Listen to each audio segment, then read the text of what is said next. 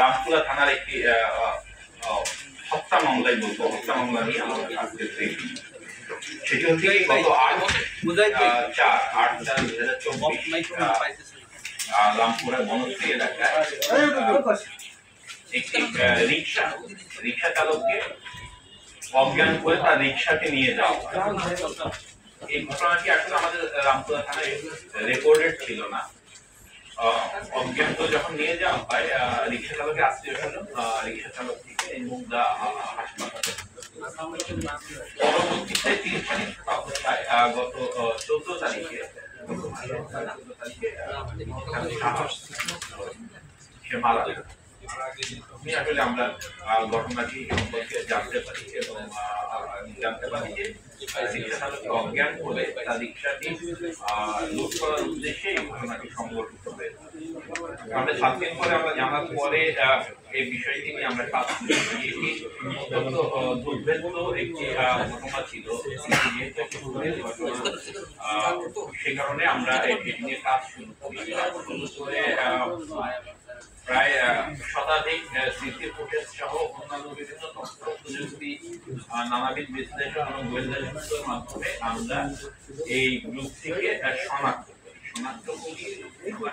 করিও গত সপ্তাহে বলা যায়।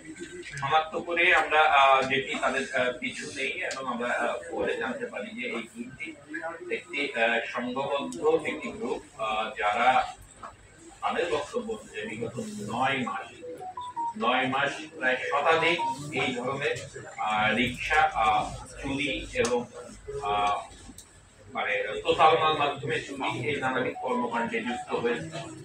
এর যে মূল সহযোগী তার নাম হচ্ছে গিয়ে শরীফুল ইসলাম।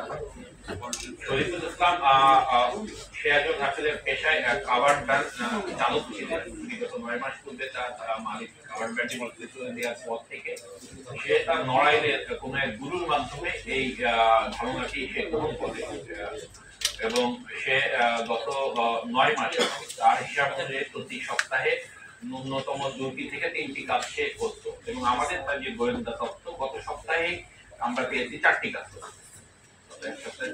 করেছে, এবং তারা প্রায় ধরা ছোঁয়ার বাইরে ছিল। যে শতাধিক যে ঘটনা ঘটেছে এই ঘটনাগুলো কিন্তু সবই থানায় রিপোর্টেড হয়। থানায় এই ধরনের রিক্সাগুলো অনেক ক্ষেত্রেই এগুলোরও মালিকানা এবং এগুলো চোরাই বা অন্যান্য নানাবিধ কারণে অনেক রিপোর্ট হয়নি, অথবা থানায় রিপোর্ট হলে জিডি আকারে রিপোর্ট হয়েছে। সে কারণে এই সত্যি ধরা ছোঁয়ার বাইরেই চলছিল এবং মানে তারা এক প্রকার মানে আনন্দ নিয়ে এই কর্মকাণ্ড পরিচালনা করছিল। এবং আমরা মানে গতদিন আমরা তাকে যখন গ্রেফতার করি তার সহযোগী চান্দু, আসলে তাদের 3 জনের একটি টিম, আমরা যেটি জানতে পেরেছি 3 জনের একটি টিম, তারা আরেকটি রিক্সা নিয়ে তারা বেরিয়ে তারা রিক্সা প্রথমে চুজ করে যে কোন রিক্সাটি একটু নতুন আছে, তার বডিটা লোহার বডি, যেটা রিসেল ভ্যালু একটু বেটার। তারপরে রিক্সা চালককে মানে নিয়ে আপ ডাউন ট্রিপের ব্যবস্থা, আমি যাবো আসবো, এবং পথের মাঝখানে কোনো চায়ের দোকানে বলে যে মামা একটু চা খেয়ে নেই।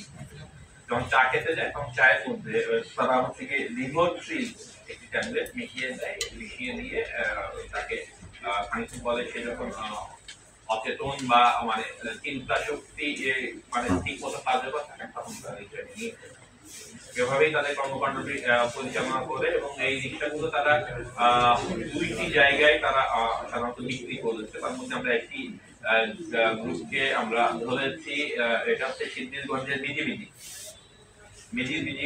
সেখান থেকে আমরা 7টি রিক্সা উদ্ধার করেছি। আরেকটি গ্রুপ আমাদের অভিযান মানে চলমান আছে, সেখান থেকে মানে হয়তো ওই আমাদের মিরপুর এলাকায় আরেকটি গ্রুপ যারা রিক্সা এগুলো কিন্তু সেখানে খবর পাওয়ার কারণে হয়তো আপাতত পলাতক হয়ে গেছে। আমরা সেই আসামিকে গ্রেফতারের চেষ্টা করছি এবং এদের সাথে আরেকজন সহযোগী যে আছে তাকেও আমরা মানে খোঁজার চেষ্টা করছি বা ইনশাআল্লাহ আমরা খুঁজে পাবো। তো আমরা মানে যে কারণে আজকে আমাদের সেটি হচ্ছে গিয়ে আমরা মনে করি যে এই আমাদের মাধ্যমে যদিও আমাদের সমস্ত রিক্সা চালকদের কাছে হয়তো সোশ্যাল মিডিয়া ওইভাবে পৌঁছায় কিনা আমার জানা নেই, তারপরেও এই মেসেজটি দেওয়া দরকার। আপনার যাত্রীদের কোনো চা বা অন্য কোনো অফার কখন যাত্রীদের কোনো মানে কোনো খাবারের অফার এর মাধ্যমে কিন্তু চেতনানাশক দিয়ে আপনার আহ, রিক্সা বা আপনার অটো রিক্সা এগুলো লুট হওয়ার সম্ভাবনা থাকে।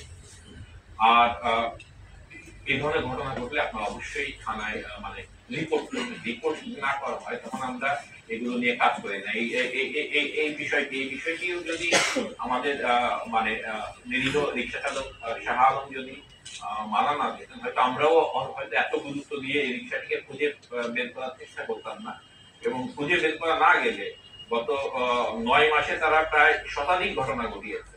এরকম ঘটনা আরো ঘটতে থাকতো এবং সাধারণ নিরীহ রিক্সা চালকরা প্রতিনিয়ত মানে ক্ষতিগ্রস্ত হতো।